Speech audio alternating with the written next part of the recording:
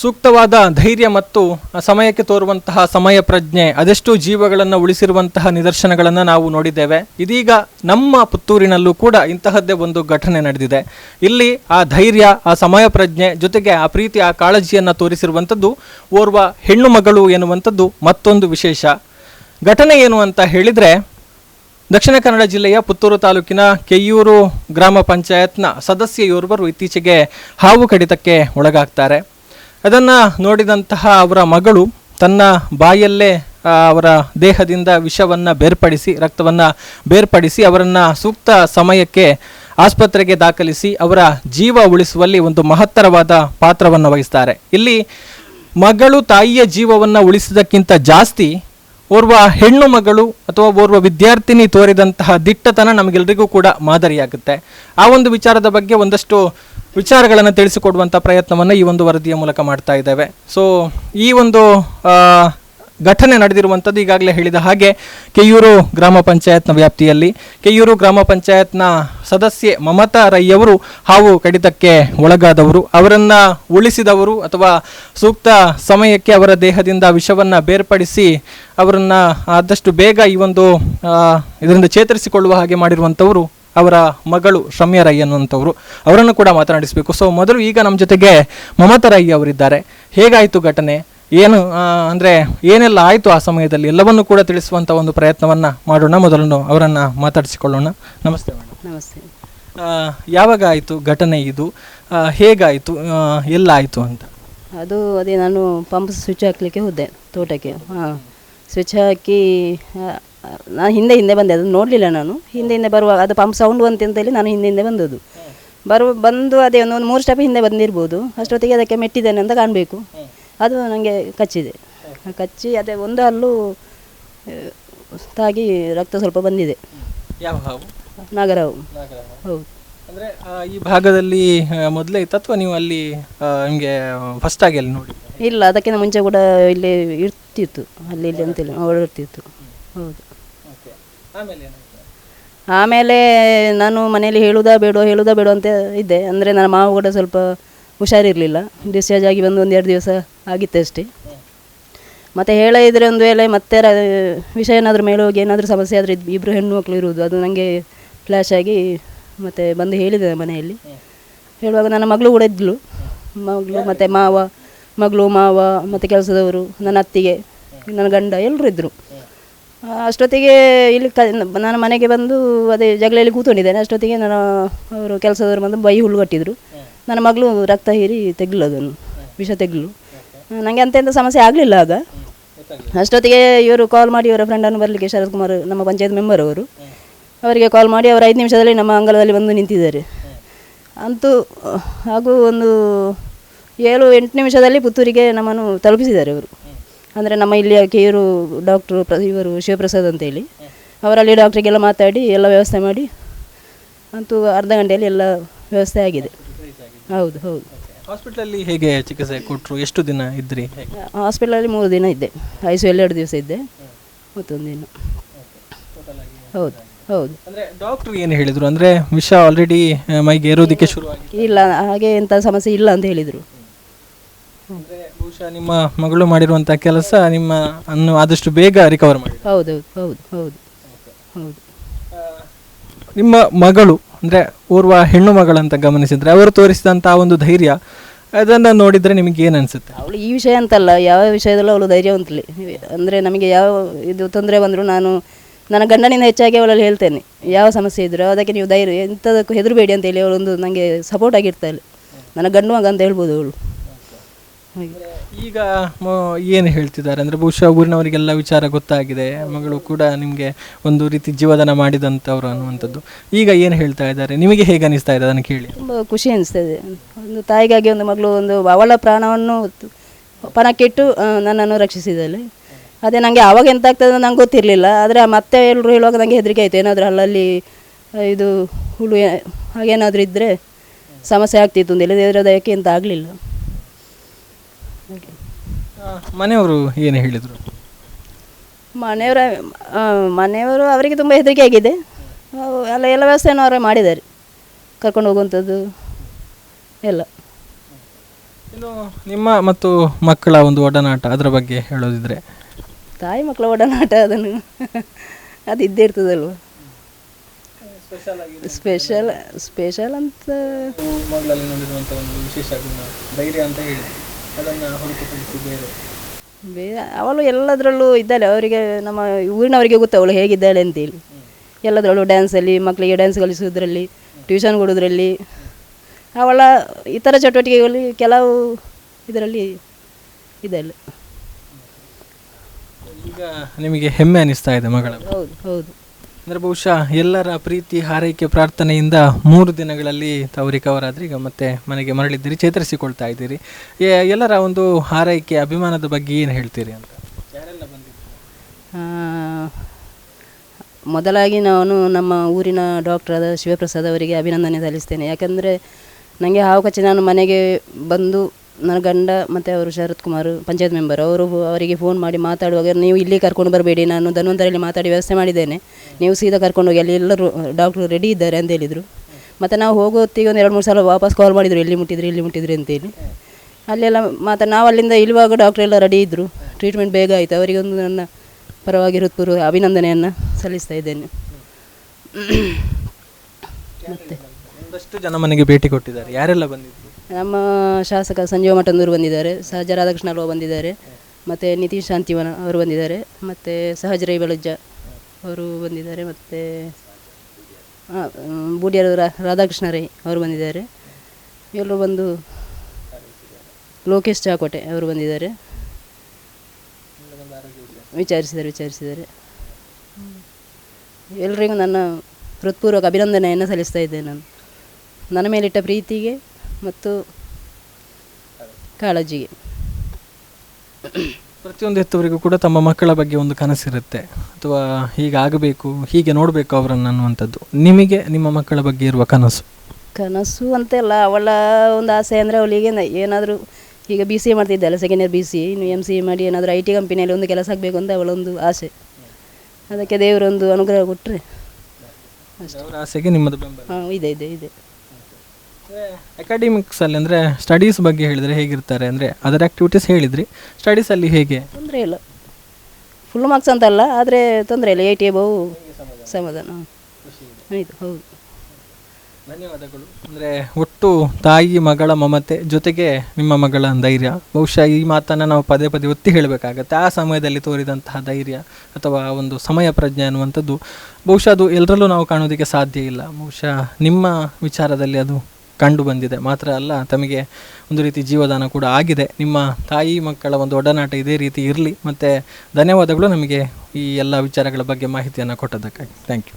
ಈಗ ನಮ್ಮ ಜೊತೆಗೆ ಮಾತನಾಡೋದಕ್ಕೆ ಬಹುಶಃ ಈ ಒಂದು ಸ್ಟೋರಿಯ ನಾಯಕಿ ಅಂತ ಹೇಳ್ಬೋದು, ಅಥವಾ ದಿಟ್ಟತನವನ್ನು ತೋರಿಸಿದಂತಹ ಶ್ರಮ್ಯ ರೈ ಅವರಿದ್ದಾರೆ. ಅವ್ರ ಜೊತೆ ಮಾತಾಡಿಕೊಳ್ಳೋಣ. ಹೇಗೆ ಬಂತು ಈ ರೀತಿಯ ಒಂದು ಸಮಯ ಪ್ರಜ್ಞೆ, ಅಥವಾ ಇದಕ್ಕೆ ತರಬೇತಿ ಅನ್ನುವಂಥದ್ದು ಖಂಡಿತ ಬೇಕಾಗುತ್ತೆ. ಎಲ್ಲಿಂದ ಪಡ್ಕೊಂಡ್ರು ಎಲ್ಲವನ್ನು ಕೂಡ ಕೇಳೋಣ. ನಮಸ್ತೆ. ತಮ್ಮ ಬಾಯಿಂದಲೇ ಅವರ ದೇಹಕ್ಕೆ ಸೇರಿದಂಥ ವಿಷವನ್ನು ಹೊರಹಾಕುವಂಥ ಕೆಲಸವನ್ನು ಮಾಡಿದ್ದೀರಿ. ಇದಕ್ಕೆ ಹೇಗೆ ನಿಮಗೆ ತರಬೇತಿ, ಅಂದರೆ ಎಲ್ಲಿಂದ ಪಡ್ಕೊಂಡಿದ್ರಿ ಅಂತ? ತರಬೇತಿ ಅಂತ ಏನಿಲ್ಲ, ಬಟ್ ಒಂದು ಮೊಮೆಂಟಿಗೆ ಒಂದು ಹಾವು ಕಚ್ಚಿದೆ ಅಂತ ಹೇಳುವಾಗ ಅದು ಒಂದು ಫೀಲ್ ಇರ್ತದೆ, ಓಕೆ ಈ ಥರ ಮಾಡಿದರೆ ಏನಾಗಲ್ಲ, ಪ್ರಾಬ್ಲಮ್ ಆಗಲ್ಲ ಅಂತ ನಾನು ನೋಡಿದ್ದೆ. ಸೊ ಅದನ್ನೇ ಟ್ರೈ ಮಾಡಿದಷ್ಟೇ. ನನಗೆ ಅದರ ಬಗ್ಗೆ ಸೈಡ್ ಇಫೆಕ್ಟ್ ಅವ್ರು ಎಂಥದ್ದು ನನಗೆ ಗೊತ್ತಿರಲಿಲ್ಲ, ಐಡಿಯಾ ಇರಲಿಲ್ಲ. ಸೊ ಅಮ್ಮನನ್ನು ನೋಡಿದಾಗ ಯಾವುದು ಫಸ್ಟ್ ಆಫ್ ಆಲ್ ತಲೆಗೆ ಹೋಗುವುದಿಲ್ಲ, ಅಮ್ಮನೇ ಎಲ್ಲ ಅಂತ ಇರುವಾಗ ಯಾವುದು ತಲೆಗೆ ಹೋಗುವುದಿಲ್ಲ. ಸೊ ನನಗೆ ಪ್ರತಿಯೊಂದು ಸಣ್ಣ ವಿಷಯಕ್ಕೂ ನನಗೆ ನನ್ನ ಅಮ್ಮನೇ ಎಲ್ಲ. ಅವ್ರ ಕಷ್ಟದಲ್ಲಿದ್ದರೆ ನನಗೆ ಅದು ತಡ್ಕೊಳ್ಳಿಕ್ಕೆ ಆಗೋದಿಲ್ಲ. ಸೊ ಅದೇ ಹಾಗೆ ನಾನು ತೆಗ್ದೆ ಅಷ್ಟೇ. ಅಂದರೆ ನೋಡಿದ ಕೂಡಲೇ ನೀವು ಈ ಥರ ಒಂದು ಮಾಡಬೇಕು ಅಂತ ಅನಿಸಿತು, ಹಾಗೆ ಮಾಡಿಬಿಟ್ಟು ಅಷ್ಟೇ, ಏನು ಯೋಚನೆ ಮಾಡಲಿಲ್ಲ ಬೇರೆ. ಓಕೆ. ಆದರೆ ಆ ಥರ ಒಂದು ಥಾಟ್ ಅಂತ ಬರಬೇಕಿದ್ರೆ ಬೇರೆ ಎಲ್ಲಾದರೂ ನೋಡಿರಬೇಕು, ಅಥವಾ ಯಾರಾದರೂ ಈ ಥರ ಹೇಳಿರಬೇಕು, ಅದು ಏನು ಅಂತ? ಇಲ್ಲ, ಆ ಥರ ಏನಿಲ್ಲ, ಬಟ್ ಫಿಲ್ಮ್ಸಲ್ಲಿ ನೋಡಿದ್ದೆ ಹೀಗೆ ತೆಗಿಯೋದು. ಸೊ ಅಷ್ಟೇ ಗೊತ್ತಿದ್ದದ್ದು ನನಗೆ. ನೀವು ಮಾಡಿರೋದು ತುಂಬ ಹೆಲ್ಪ್ ಆಗಿದೆ. ಹೌದು. ಏನು ಮಾಡ್ತಾ ಇದ್ದೀರಿ, ಏನು ಕಲಿತಾ ಇದ್ದೀರಿ? ನಾನು ವಿವೇಕಾನಂದ ಕಾಲೇಜಲ್ಲಿ ಸೆಕೆಂಡ್ ಇಯರ್ BCA ಮಾಡ್ತಿದ್ದೇನೆ. ನೆಕ್ಸ್ಟಿಗೆ ಏನು ಕನಸು? ನೆಕ್ಸ್ಟ್ MCA ಮಾಡಿ ಅದೇ IT ಫೀಲ್ಡ್ ಹೋಗಬೇಕು ಅಂತ ತುಂಬ ಕನಸಿದೆ. ಅಂದರೆ ಅದೇ ಪರ್ಟಿಕ್ಯುಲರ್ ಅಂತಿಲ್ಲ, ಬಟ್ ನನಗೆ ನನ್ನದೇ ಕೆಲವೊಂದು ಆಸೆ ಕನಸುಗಳಿವೆ, ಅದನ್ನೆಲ್ಲ ಕಂಪ್ಲೀಟ್ ಮಾಡಬೇಕು ಅಂತ ಅಷ್ಟೇ. ನಾನು ಊರಲ್ಲಿ ಅಂತ ಬಂದಾಗ ಡ್ಯಾನ್ಸ್ ಅದರಲ್ಲಿ ಇದರಲ್ಲಿ ಎಲ್ಲ ಪಾರ್ಟಿಸಿಪೇಷನ್ ನಂದೇ ಇರ್ತದೆ. ಸೊ ಮಕ್ಕಳನ್ನೆಲ್ಲ ಹಾಕಿಕೊಂಡು ನಾವೇ ಎಲ್ಲ ಡ್ಯಾನ್ಸ್ ಅದಿದ್ದು ಕಲಿಸ್ತೇವೆ ಇಲ್ಲಿ. ಸೊ ಇದು ನವರಾತ್ರಿ ಆ ಟೈಮಿಗೆಲ್ಲ ಒಂದು ಇದೇ ಜಾಗ ಅಂತ ಮಾಡಿ ಇಲ್ಲಿ ಎಲ್ಲ ಮಕ್ಕಳನ್ನು ಒಟ್ಟುಗೂಡಿಸಿ ಮಾಡಿಸ್ತೀವಿ ಅಷ್ಟೆ. ಇಂಥ ಒಂದು ಕೆಲಸವನ್ನು ಮಾಡಿದ್ದೀರಿ, ಬಹುಶಃ ಇಡೀ ಊರಿಗೆ ಗೊತ್ತಾಗಿದೆ. ಏನು ಹೇಳ್ತಾ ಇದ್ದಾರೆ, ಅವರ ರೆಸ್ಪಾನ್ಸ್ ಹೇಗಿದೆ? ಅದೇ ಒಂದೇ ಹೇಳೋದು, ಮಾಡಿದ್ದು ಒಳ್ಳೇದಾಯಿತು, ನಿನ್ನ ಅಮ್ಮನ ಪ್ರಾಣ ನೀನೇ ಉಳಿಸಿದ್ಯಾ ಹಾಗೆ ಹೇಳ್ತಾರೆ. ಮತ್ತು ಇನ್ನೊಂದು, ನಿನಗೇನಾಗದ್ದು ನಿನ್ನ ಪುಣ್ಯ. ಇನ್ನೊಂದು, ನನ್ನ ಅಮ್ಮ ನಂಬಿರೋ ದೇವರು ಎಲ್ಲರೂ ಯಾರೂ ನಮ್ಮ ಕೈ ಬಿಡಲಿಲ್ಲ ಅಷ್ಟೇ. ಡಾಕ್ಟರ್ ಏನಾದರೂ ಮಾತಾಡಿದ್ರೆ ನಿಮ್ಮ ಹತ್ರ, ಅಥವಾ ನೀವು ಮಾಡಿದ ಕೆಲಸ ಡಾಕ್ಟ್ರಿಗೆ ಏನಾದರೂ ಗೊತ್ತಾಗಿದೆ, ಅವ್ರೇನಾದರೂ ಹೇಳಿದ್ರು? ಅದೇ ಇಲ್ಲಿಂದ ಕಳಿಸ್ಬೇಕಾದ್ರೆ ನಮ್ಮ ಊರಿನ ಡಾಕ್ಟರ್ ಹೇಳಿದರು.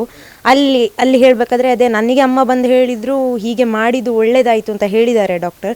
ಸೊ ಮೇಲೆ ರಕ್ತ ಬಾಡಿ ಅಂದರೆ ಹೋಗಲಿಲ್ಲ, ಅಲ್ಲೇ ಸ್ಟಾಪ್ ಆಗಿದೆ ಅಂತ ಹೇಳಿದ್ದಾರೆ ಅಷ್ಟೇ.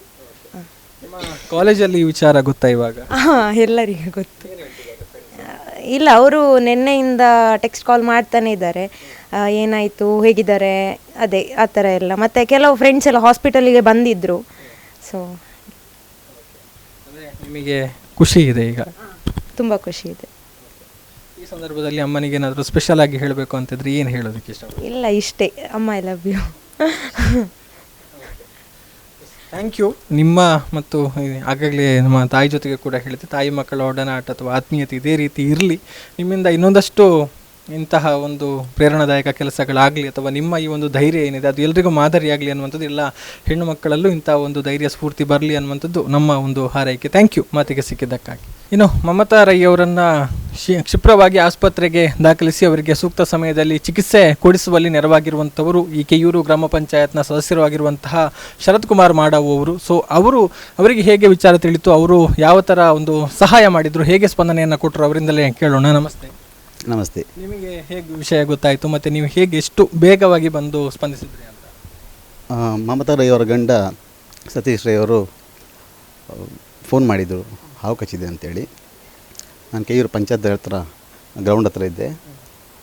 ತಕ್ಷಣ ಬಂದೆ. ನಾನು ಬಂದು 7 ನಿಮಿಷದಲ್ಲಿ ಅವರ ಮನೆಯಿಂದ ಪುತ್ತೂರಿಗೆ ಕರ್ಕೊಂಡು ಕೆಲಸ ಮಾಡಿದ್ದೇನೆ. ಮತ್ತು ಅವರ ಮಗಳನ್ನು ಮೆಚ್ಚಲೇಬೇಕು. ಆ ತಾಯಿ ಹಾವು ಕಚ್ಚಿದೆ ಅಂತೇಳಿ ಆ ತಾಯಿಯ ಪ್ರಾಣ ಉಳಿಸೋಕೆ ಆ ರಕ್ತವನ್ನು ಹೀರಿದಾಳೆ. ಅದು ಅವಳದೊಂದು ಸಾಹಸ, ನಿಜವಾಗ್ಲೂ ಸಾಹಸ ಅವಳದ್ದು. ನಾವು ಎಲ್ಲೋ ಹೊರ ರಾಜ್ಯಗಳಲ್ಲಿ, ಹೊರ ಜಿಲ್ಲೆಗಳಲ್ಲಿ ಆಗೋದನ್ನು ನಾವು ಕೇಳ್ತೇವೆ. ಆದರೆ ನಮ್ಮ ಊರಲ್ಲಿ ಈ ಥರದ್ದು ಆಗುತ್ತೆ ಅಂದರೆ, ನಮ್ಮಲ್ಲೂ ಕೂಡ, ನಮ್ಮ ಊರಿನ ಹೆಣ್ಣು ಮಕ್ಕಳಲ್ಲೂ ಕೂಡ ಈ ರೀತಿಯ ಸಮಯ ಪ್ರಜ್ಞೆ ಇದೆ, ಈ ರೀತಿಯ ಧೈರ್ಯ ಇದೆ ಅನ್ನುವಂಥದ್ದು. ಇದನ್ನು ನೋಡಿದಾಗ ಏನು ಅನಿಸುತ್ತೆ ನಿಮಗೆ?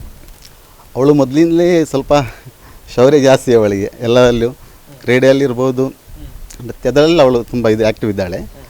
ಅವಳಿಗೆ ಅದು ಆ ತಾಯಿಯ ಪ್ರಾಣ ಉಳಿಸೋದು ಆಶೆ, ಅಂದರೆ ಭಯ ಅಲ್ವಾ, ಹಾವು ಅಂತೇಳಿದ್ರೆ ಎಲ್ರಿಗೂ ಭಯ. ಅವಳು ಒಳ್ಳೆ ಸಾಹಸ ಮಾಡಿದ್ದಾಳೆ. ತುಂಬ ಖುಷಿ ಆಯಿತು ಅವಳ ಸಾಹಸ ಕೇಳಿ. ಒಟ್ಟಾರೆಯಾಗಿ ಈ ಒಂದು ಸಾಹಸದಲ್ಲಿ ತಮ್ಮದು ಕೂಡ ಒಂದು ಪಾಲಿದೆ. ಹೌದು, ನಾವು ಯಾವಾಗಲೂ ಸಮಾಜಕ್ಕೆ ಸ್ವಲ್ಪ ಸೇವೆ ಮಾಡ್ತಾ ಇರ್ತೀವಿ, ಯಾವುದೇ ಫಲಾಪೇಕ್ಷೆ ಇಲ್ಲದೆ. ಮತ್ತು ನಮ್ಮದೇ ಪಂಚಾಯತ್ ಸದಸ್ಯರು ಅಂತೇಳಿ ನಾವು ಅದು ಮಾಡಲಿ ಇಲ್ಲ ಯಾರಾದರೂ ಮಾಡೋರು ನಾವು. ಹೌದು, ಮಾನವತೆ ಮೇಲೆ ಮಾಡಿದ್ದೇನೆ, ತೃಪ್ತಿ ಇದೆ. ಅಂದರೆ ಬಹುಶಃ ಇಂಥದ್ದು ಇನ್ನೊಂದಷ್ಟು ಜನರಿಗೆ ತಿಳಿದರೆ, ಅಥವಾ ಇಡೀ ರಾಜ್ಯ ದೇಶವನ್ನು ತಲುಪಿದರೆ ಒಂದಷ್ಟು ಜನರು ಇದರಿಂದ ಸ್ಫೂರ್ತಿಯನ್ನು ಪಡೀತಾರೆ. ಅಂದರೆ ಅದಕ್ಕೆ ಸೂಕ್ತವಾದ ತರಬೇತಿ ಕೂಡ ಅಷ್ಟೇ ಮುಖ್ಯ ಆಗುತ್ತೆ. ಆದರೆ ಇನ್ನೊಂದಷ್ಟು ಇಂತಹ ಒಂದು ಧೈರ್ಯವಂತರನ್ನು ಗುರುತಿಸುವಂಥ ಕೆಲಸಗಳು ಕೂಡ ಆಗುತ್ತೆ. ಆ ನೆಲೆಯಲ್ಲಿ ಒಬ್ಬ ಒಂದು ಸಾಮಾಜಿಕ ಮುಖಂಡರಾಗಿ ಏನಾದರೂ ಪ್ರಯತ್ನಗಳು, ಅಥವಾ ಈ ನೆಲೆಯಲ್ಲಿ ಮುಂದಕ್ಕೆ ಏನಾದರೂ ಪ್ರಯತ್ನಗಳನ್ನು ಮಾಡ್ತೀರಾ? ಮುಂದಕ್ಕೆ ನಾವು ಮಾಡ್ತಾನೇ ಇದ್ದೀವಿ ಪ್ರಯತ್ನಗಳನ್ನು. ನೀವು ಸುದ್ದಿಯವರು ಈ ಥರ ಇನ್ಸಿಡೆಂಟ್ ಆಗುವಾಗ ನೀವು ಸಮಯ ತಿಳಿಸಿದರೆ ಅದನ್ನು ನೋಡಿ 10 ಜನ ಸಮಯ ಸೇವೆ ಮಾಡ್ತಾರೆ ಅಂತ, ಅದು ಒಳ್ಳೆಯ ವಿಷಯ ನಿಮ್ಮದು. ಈಗ ಇವರು ಹೆಣ್ಣು ಮಗಳಾಗಿ ಇಂಥ ಒಂದು ಸಾಹಸ ಮಾಡಿದ್ದಾರೆ. ಬಹುಶಃ ಇಂಥದ್ದನ್ನು ಯಾವುದಾದ್ರೂ ಒಂದು ಪ್ರಶಸ್ತಿಗಳಿಗಿರ್ಬೋದು, ಅಥವಾ ಇಂಥ ಒಂದು ಇವರನ್ನು ಒಂದು ಗುರುತಿಸುವಂತಹ ಕೆಲಸಗಳಿಗೆ ಆ ನಿಟ್ಟಿನಲ್ಲಿ ತಮ್ಮ ಒಂದು ಸಹಕಾರ ಇರುತ್ತೆ? ಖಂಡಿತವಾಗಲೂ ನಾವು ಅವಳನ್ನು ಗುರುತಿಸುವಂಥ ಕೆಲಸ ನಾವು ಮಾಡ್ತೇವೆ. ಯಾವುದೋ ಒಂದು ಸೂಕ್ತ ಸಭೆ ಸಿಕ್ಕಿದರೆ ಆ ಗುರುತಿನ ಶೌರ್ಯ ಅವಳಿಗೆ ಒಂದು ಪ್ರಶಸ್ತಿ ಥರನೇ ಮಾಡುವಂಥ ಪ್ರಯತ್ನ ಮಾಡ್ತೀವಿ ಖಂಡಿತವಾಗಲೂ. Thank you.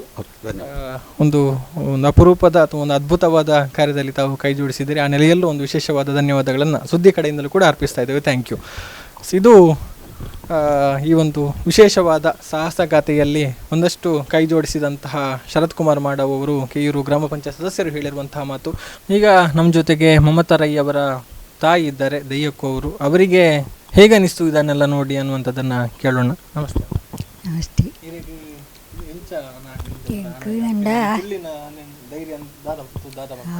ധൈര്യം എങ്കിലും ഒരു ടൈമല്ലേ എങ്കിലും തെറ്റിപ്പതല്ലേ തീരാണ് എങ്കിലും എങ്കിലും അതാണ് എന്നെ മകങ്ങള് സ്റ്റേജിലെത്തി പഴമാലിട്ട് അരയും പേര് നല്ല സമ്മാനം പോകുന്നു തിരികെ എന്നിട്ട് അയാൾപ്പുറത്ത് പറ്റി എനിക്ക് മേലെ തന്നെ പണ്ട് ജന്മങ്ങളും തെരിപ്പോടിച്ചു കൊണ്ടിരിക്കും ഉഷാറിലജ്ജി കച്ച ದೇವರೇ ಕಾಪಾಡಲು ಎತ್ತನೆ ಮನೊಳ್ಳಿತಿ ಇನ್ನಾರು ಮನೆ ಸಹಕಾರಿ ಎಲ್ಲ ಹೆಚ್ಚಿಗೆನಾಗಲಿ ಇವು ಇಲ್ಲಿ ಮಲ್ಲ ಪುಳ್ಳಿನೇ ಇರುಂಕಲ ಮಿತ್ತದಿರೋಳತ್ತೆ ದನ ಅದು ಮಾತ್ರ ಒಂದು ಕೆಲಸ ಭಾರಿ ಅಡ್ಡಾಂಡು ಖುಷಿಂದು ಅಂಡ ಅಲೆಗಿದ ತೊಂದರೆ ಆದ್ರೆ ಬಾಯಿಟ್ಟದಲ್ಲ ಇದ್ದೆ ಅಂದ್ರೆ ಅಂತಿಲ್ಲ ಇಂಥ ಅಡ್ಡೆಲ್ಲ ದೇವರು ಇರ್ತದೆ. ಈಗ ನಮ್ಮ ಜೊತೆಗೆ ಮಾತನಾಡೋದಕ್ಕೆ ಶಮ್ಯ ರೈ ಅವರ ಫ್ರೆಂಡ್ ಇದ್ದಾರೆ, ಭೂಮಿಕಾ. ಆ್ಯಕ್ಚುಲಿ ಅವರು ಕೂಡ ಆ್ಯಂಕರ್. ಸೊ ಅವರು ಏನು ಹೇಳ್ತಾರೆ ಈ ಒಂದು ಇವರ ಒಂದು ಸಾಹಸಕ್ಕೆ ಅನ್ನುವಂಥದ್ದು ಕೇಳೋಣ. ಹಾಯ್. ನಿಜವಾಗ್ಲೂ ಒಂಥರ ಖುಷಿ ಆಗ್ತಿದೆ, ತುಂಬ ಪ್ರಶಂಸೆ ಸಿಗ್ತಾ ಇದೆ. ಹೋದಲ್ಲೆಲ್ಲ ನಿನ್ನ ಫ್ರೆಂಡ್ ಹೀಗೆ ಮಾಡಿದ್ರಂತೆ ಅಂತ ಹೇಳಿ ಕೇಳುವಾಗ ನನಗೂ ಒಂಥರ ಒಂಥರ ಪ್ರೌಡ್ ಫೀಲ್ ಆಗುತ್ತೆ. ನಾವು ಎಷ್ಟೇ ಬೈದರೂ ಸಹ ಒಂಥರ ಒಳಗೆ ಮನಸ್ಸೊಳಗೆ ಒಂಥರ ಖುಷಿ ಆಗೇ ನನಗೆ ವಿಷಯ ಅಂತ ಹೇಳಿದರೆ ಅವರೇ ಹೇಳಿದ್ಲು ಹೀಗೆ ಆಯಿತು ಅಂತ ಹೇಳಿದ. ನಂಗೆ ಗೊತ್ತಿರಲಿಲ್ಲ, ಮತ್ತು ಅಮ್ಮ ಹುಷಾರಿದ್ದಾನೆ ಅಂತ ಹೇಳಿದ್ರು. ಮತ್ತು ಟೆನ್ಷನ್ ಆಯಿತು ನನಗೆ, ಅಂದರೆ ನಾನು ಬೆಂಗಳೂರಲ್ಲಿದ್ದೆ, ಟೆನ್ಷನ್ ಆಯಿತು. ಅದಾದ ನಂತರ ಅವಳು ವಿಷಯ ಹೇಳುವಾಗ ನಂಗಾಗ ಹೌದಾ ಹೀಗೆ ನಂದಾಯಿತು. ಮತ್ತು ಎಲ್ಲರೂ ಬಂದು ನನ್ನ ಹತ್ರ ಕೇಳಲಿಕ್ಕೆ ಸ್ಟಾರ್ಟ್ ಮಾಡಿದರು, ಓ ಹೀಗಂತೆ ನಿನ್ನ ಫ್ರೆಂಡ್ ಹಿಂಗೆ ಮಾಡಿದ್ರಂತೆ ಅಂತ. ನಾನು ಎಲ್ಲಿ ಹೌದು ನನ್ನ ಫ್ರೆಂಡ್ ಹಂಗೆ ಮಾಡಿದ್ರು ಅಂತ ಹೇಳಿದೆ. ಒಂಥರ ಏನು ಹೇಳ್ತೀವಿ, ಒಂಥರ ಅವಳನ್ನು ಆ ಥರ ನೋಡುವಾಗ ಯಾರೇ ಆಗಲಿ ಒಂಥರ ಫ್ರೆಂಡ್ಸ್, ನಾವು ಎಷ್ಟೇ ಬೈದ್ರು ಎಷ್ಟೇ ಹೊಡೆದಾಡ್ಕೊಂಡಿದ್ರು ಫ್ರೆಂಡ್ಸನ್ನು ಒಂದು ರೇಂಜ್ ನೋಡಿದಾಗ ಅದೊಂಥರ ಖುಷಿ ಆಗುತ್ತೆ. ಹೇಳ್ತೀವಿ ಅವ್ರದ್ದೊಂದು ಇಂಥ ಪೇಪರಲ್ಲಿ ಬಂತು, ಟಿ ವಿಯಲ್ಲಿ ಬಂತು, ಅದು ಬಂತು ಇದು ಬಂತು ಅಂತ ಹೇಳುವಾಗ ನಿಜ. ಮತ್ತು ಈಗಂತಲ್ಲ, ಅವಳು ನಾನು ಸುಮಾರು ಒಂದು 10-14 ವರ್ಷ ಆಯಿತು ಸಿಕ್ಕಿ. ಅವಾಗಿಂದಲೂ ಒಂಥರ ಪ್ರತಿಯೊಂದು ವಿಷಯದಲ್ಲೂ ಧೈರ್ಯ, ನನಗೂ ಸಪೋರ್ಟ್ ಇರ್ತಾಳೆ. ಬಟ್ ಅವಳಿಗಿಲ್ಲಾದರೂ ಕೂಡ ಅಮ್ಮ ಅಂತ ಹೇಳಿದರೆ ತುಂಬ ಇಷ್ಟ. ಅದನ್ನು ಹೇಗೆ ಹೇಳೋದು ಅಂತ ಗೊತ್ತಿಲ್ಲ, ಆದರೆ ಇದರ ಮೂಲಕ ಅದು ತೋರಿಸಿ ಅಂದರೆ ಜನಗಳಿಗೆ ಗೊತ್ತಾಗ್ತುಂಟು, ಅದು ಖುಷಿ. ಮತ್ತು ಆಂಟಿಗೂ ಅಷ್ಟೇ ಅವಳಂದರೆ ತುಂಬ ಇಷ್ಟ, ಒಳ್ಳೆ ಅಂದರೆ ಅಂಡರ್ಸ್ಟ್ಯಾಂಡಿಂಗ್ ಇದೆ. ಹಾಗೆಯೇ ಅಂದರೆ ತುಂಬ ಖುಷಿಯಾಗುತ್ತೆ. ಓಕೆ, ಹೌದು, ನನಗೆ ಆ್ಯಕ್ಚುಲಿ ನಿಜ ತುಂಬ ಖುಷಿ ಉಂಟು. ಅಂದರೆ ಅವಳು ಈ ಥರ ಮಾಡಿದ್ಲು ಅಂತ ಹೇಳಿ ಅಂತ. ಯಾಕಂದರೆ ಯಾರು ಮಾಡಲ್ಲ ನಿಜವಾಗಿ ನೋಡೋದಾದ್ರೆ. ಅಲ್ಲ, ಅದು ಎಂತಂದರೆ ಸಿಚುವೇಶನ್, ಸೀರಿಯಸ್ಲಿ ಸಿಚುವೇಶನ್ ಹೇಳೋದು. ಯಾಕಂದ್ರೆ ನಾವು ಹೀಗೆ ಹೇಳ್ತೀವಿ, ಇಲ್ಲ ಯಬೋ ನಂಗಾಗ್ಲಿಕ್ಕಿಲ್ಲ ಮಾರೆ ಹಾಗೀಗೆ ಅಂತ. ಬಟ್ ಆ ಪರಿಸ್ಥಿತಿ ಅಂತ ಉಂಟಲ್ಲ, ಅದು ಬರುವಾಗ ಹೇಗಿದ್ರು ನಡೀತದೆ. ಅದು ಆ ಟೈಮಲ್ಲಿ ನಮಗೆ ಅವ್ರು ಬೇಕು ಅಂತ ಆದಾಗ ನಾವು ಉಳಿಸ್ಕೊಳ್ತೀವಿ. ಹಾಗೆ ಆಗಿದ್ದು. ಸೊ ಆ ಪ್ಲೇಸಲ್ಲಿ ನಾನು ಇವತ್ತು ಅವಳನ್ನು ನೋಡಿದ್ದೇನೆ, ಅದೇ ಖುಷಿ ನನಗೆ. ಸೊ ಆಂಟಿ ಕೂಡ ಈಗ ಹುಷಾರಾಗೇ ಇದ್ದಾರೆ. ಅದು ಯಾಕಂದರೆ ನಾವು ಅವ್ರ ಮನೆಗೆ ಬಂದಾಗಲೂ ಅಷ್ಟೇ ಖುಷಿಯಾಗಿ ಒಟ್ಟೊಟ್ಟಿಗಿದ್ದು ಅವರು. ಸೊ ಹಾಗೀಗ ವಾಪಸ್ ಅವರ ಖುಷಿದಿಂದಿರಲ್ಲ, ಅದೇ ಖುಷಿ. ಹಾಗೆ ಥ್ಯಾಂಕ್ ಯು. ನಿಮ್ಮ ಮತ್ತೆ ಅವರ ಒಂದು ಫ್ರೆಂಡ್ಶಿಪ್ ಆ್ಯಂಡ್ ಬಾಂಡಿಂಗ್ ಇದೇ ಥರ ಇರಲಿ ಅನ್ನುವಂಥದ್ದು ನಮ್ಮ ಹಾರೈಕೆ. ಥ್ಯಾಂಕ್ ಯು ಮಾತಿಗೆ ಸಿಕ್ಕಿದ್ದಕ್ಕಾಗಿ. ಇನ್ನು ಹಾವು ಕಡಿತಕ್ಕೆ ಒಳಗಾದಂತಹ ಮಮತಾ ರೈ ಅವರನ್ನು ಪುತ್ತೂರಿನ ಧನ್ವಂತರಿ ಆಸ್ಪತ್ರೆಗೆ ದಾಖಲಿಸಲಾಯಿತು.